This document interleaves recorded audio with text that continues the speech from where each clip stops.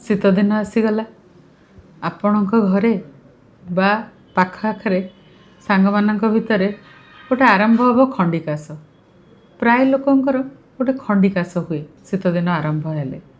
आपण भाबिछंती कि जे आपणक पाखरे ही तार सॉल्यूशन हो पार बोली। हाँ आज्ञा आपणक पाखरे ही सॉल्यूशन अच्छी।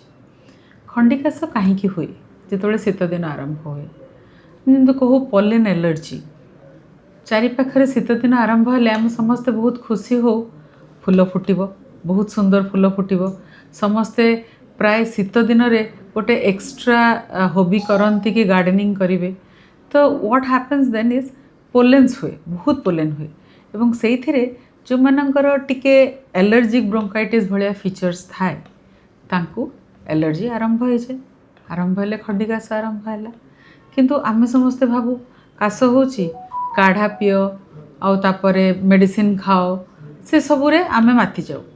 किंतु आपन टिके केयरफुल रहिबे maybe it is due to pollen and you are having allergic bronchitis और allergic pharyngitis another thing is allergic pharyngitis ये सब तो बुझी पारिले किंतु आ गोटे जिनस आम नेग्लेक्ट करवानी जोटा कि गैस्ट्रो इसोफेजियल रिफ्लक्स डिसऑर्डर और आमे ताको लैरिंगो फैरिंजियल रिफ्लक्स बोली कहू कौन हुए कि जो मानकर एसिडिटी थाए जो मानकर एसिडिटी थाए कौन हुए ना रिफ्लक्स हुए रिफ्लक्स हेले एसिड रिफ्लक्स हुए जोटा कि फायरिंग्स रे गोटे एलर्जेन भाया फीचरटे हुए माने फायरिंग्सटा रिएक्ट करे to the continuous eruption of the acid contents from the stomach to the pharynx तो ताको आमे लैरिंगो फैरिंजियल रिफ्लक्स बोली कहू से कौन हुए pharynx reacts to the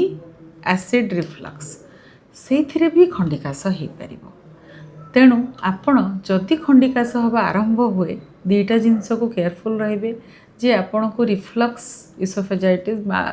लैरिंगोफैरिंजियल reflux होनी तो खाद्य उपरे ध्यान देवे देखिए जमती एसिडिटी बारंबार न हुए एवं मेन कथा है राति रे डिनर खाइबा और सोइबा मझिरे give a good gap like at least 2.5 to 3 hours ताले रिफ्लक्स कम हम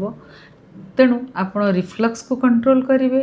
जदि पाखआखरे गछपत्र लगे टिके पाखु डिस्टेंस मेंटेन करेंगे बा फूल गछरे काम कले मास्क पिंधिकी काम करेंगे ताहले आपण ये जिनसटा अवॉइड करें बट